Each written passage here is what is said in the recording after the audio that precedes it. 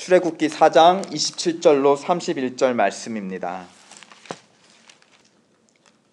여호와께서 아론에게 이르시되 광야에 가서 모세를 맞으라 하시매 그가 가서 하나님의 산에서 모세를 만나 그에게 입맞추니 모세가 여호와께서 자기에게 분부하여 보내신 모든 말씀과 여호와께서 자기에게 명령하신 모든 이적을 아론에게 알리니라. 모세와 아론이 가서 이스라엘 자손의 모든 장로를 모으고 아론이 여호와께서 모세에게 이르신 모든 말씀을 전하고 그 백성 앞에서 이적을 행하니 백성이 믿으며 여호와께서 이스라엘 자손을 찾으시고 그들의 고난을 살피셨다 함을 듣고 머리 숙여 경배하였더라. 아멘. 지난 본문에 이어 오늘 본문도 미디안을 떠나 애굽으로 향하는 길 위에 모세를 주목하고 있습니다. 그런데 순종의 길이 처음부터 시험의 길이 되었죠. 하나님께서 그와 충돌하셨습니다. 그때 아내 십보라의 회개와 도움으로 그는 시험을 통과하고 계속 길을 나아갈 수 있었습니다. 이를 통해 모세만이 아니라 모세의 가족도 하나님의 뜻에 동참할 수 있게 되었죠. 오늘 본문에서는 하나님께서 예비해 주신 또 다른 동역자를 만나게 됩니다. 그의 친형일 수도 있고 혹은 사촌형일 수도 있는 아론입니다. 27절에 그들은 하나님의 산에서 만납니다. 모세를 처음 만나 하나님께서 부르신 곳이죠. 그 자리에 모세의 가족, 특별히 미디안 여인이고 그 여자 사이에서 난 혼혈 아들, 그 가족들도 함께 서 있고 또 오랫동안 떨어져 있던 애굽 출신의 아론도 그 자리에 함께 서 있는 것입니다. 이 자리에 나중엔 이스라엘 민족도 함께 서게 될 것입니다. 하나님의 뜻이 있는 곳에 하나님의 사람들이 모입니다. 그것이 하나님의 뜻을 분별하는 한 가지 방법이 아닐까 합니다. 29절 모세와 아론은 마침내 애굽에 가서 이스라엘의 자손의 모든 장로, 지도자들을 만나게 됩니다. 30절에 말을 잘 못하는 모세 대신 아론, 그리고 애굽에 계속 살면서 이 장로들 사이에서 신임을 얻고 있던 아론이 대신 하나님의 말씀을 또 계획을 전하게 됩니다. 그런데 30절을 자세히 보시면 뿐만 아니라 모든 말씀을 전하고 그 다음을 보시면 백성 앞에서 이적도 행했다라고 기록되어 있습니다. 그러자 31절에 백성이 믿으며 하고 반응합니다. 마치 한 번 말하고 한 번 이적, 어떤 놀라운 현상을 보여줬더니 모두가 한 번에 믿었다라는 뉘앙스로 우리는 이해할 수도 있습니다. 그러나 4장에서 계속 이어지는 문맥을 보면 그렇지 않다는 것을 우리는 알 수 있어요. 4장 전반부에도 보면 하나님께서 모세에게 말씀하실 때 그들이 믿지 않거든 지팡이가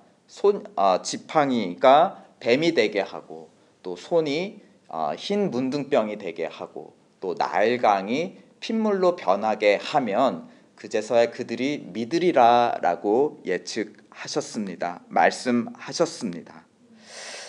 이것을 뒷받침해 주는 것이 30절에도 백성 앞에서 이적을 행하니라고 했을 때 이것이 단수가 아니죠. 이적들입니다. 복수예요. 여러 번 했다라는 것입니다. 모세 자신도 하나님의 부르심과 계획을 믿고 순종해서 애굽까지 오는데 많은 시간과 과정이 필요했어요. 또 장로들과 백성들도 그것을 듣고 보고 믿는 데까지 단번이 아니라 여러 번이 필요했다. 시간과 과정이 필요했다는 것입니다. 이것은 무엇보다 말씀을 주시는 분, 이적을 베푸시는 당사자 누구십니까? 모세도 아론도 아니죠. 하나님 자신이세요. 하나님 자신의 인내를 보여주는 것입니다. 자기 종과 백성들이 믿고 받아들이고 따를 때까지 하나님은 계속 모세의 질문에 대답해 주셨고 백성들이 믿을 때까지 계속 이적을 여러 번 베풀어 주셨다는 것입니다. 하나님이 친히 인내하셨어요. 그 표현이 31절에 있는데요. 하나님의 행위를 여호와께서 이스라엘 자손을 무엇하셨다? 찾으셨다. 친히 찾아오셨다. 그들의 고난을 살피셨다. 이 하나님의 행위에 하나님의 인내가 깃들어 있습니다. 하나님의 뜻이 있는 곳에 하나님의 사람들이 모입니다. 그 뜻을 받아들일 때까지 찾고 살피며 마음으로 받아들일 때까지 시간과 과정이 필요한 것을 하나님 자신이 보여주시고 계시는 것입니다. 그 결과 31절을 보시면 그 결과로 백성들이 믿게 되었다라고 합니다. 그 과정과 결과를 요약해 주는 것이 듣고 머리 숙여 경배하였더라. 들음으로 믿게 되었고 믿게 된 결과로 하나님 앞에 머리 숙여 경배하게 되었더라.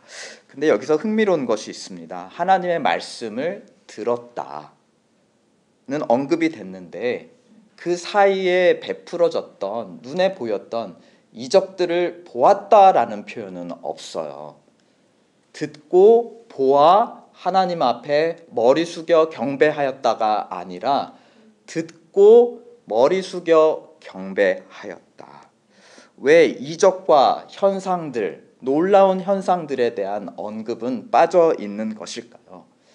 이것은 우리로 하여금 말씀과 일어나는 현상의 관계를 잠시 생각해 합니다.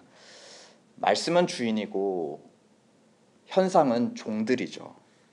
하나님의 한 말씀 한 뜻대로 여러 현상이 일어나고 움직이는 것입니다. 지팡이가 뱀으로 변하고 온전했던 손이 하얗게 변하고 또 나일강이 핏물로 변하는 말씀에 따라 현상은 종들처럼 여러 종들처럼 분주하게 움직이며 그 말씀이 참된 것을 증거할 뿐입니다. 그런 점에서 말씀은 또한 나무요 현상은 열매라 할 수도 있습니다. 열매를 보고 나무를 안다 하였죠. 그러므로 여러 가지 현상이 일제히 가리키는 하나님의 말씀, 하나님의 뜻이 무엇인가를 우리는 분별하도록 노력해야겠습니다. 저마다의 현상 그 자체를 쫓아갈 것이 아니라 여러 현상들이 공통적으로 가리키고 있는 우리에게 믿음을 주는 우리로 듣게 하고 믿게 하는 하나님의 한 뿌리 된 말씀 그것에 집중해야 하겠습니다. 그런 의미에서 본문 31절은 듣고 보고 경배하였더라 하지 않았습니다. 듣고 경배하였더라. 하나님의 말씀이 주인된 줄 믿습니다. 우리 교회도 놀라운 현상들이 일어나고 있습니다. 십보라와 같이 믿지 않던 자가 회개하고 동참하고 있습니다. 또 아론같이 능력의 사역자가 우리에게 동참하고 있습니다. 이럴 때일수록 더 우리는 눈에 보이는 현상이 아니라 우리를 향하신 귀에 들리는 하나님의 말씀에 더 집중합시다. 보이지 않는 뿌리에 집중합시다. 시간과 과정이 걸리더라도 우리 교회를 향하신 하나님의 말씀에 귀 기울입시다. 시간이 걸리더라도 일어나는 여러 현상들로부터 하나님의 한 말씀에 이르도록 노력합시다. 오직 그럴 때 백성들 사이에 한 믿음이 생기고 오늘 본문처럼 한 몸이 되어 하나님 앞에 머리 숙여 경배할 것입니다. 31절 다 함께 읽고 기도하겠습니다. 시작.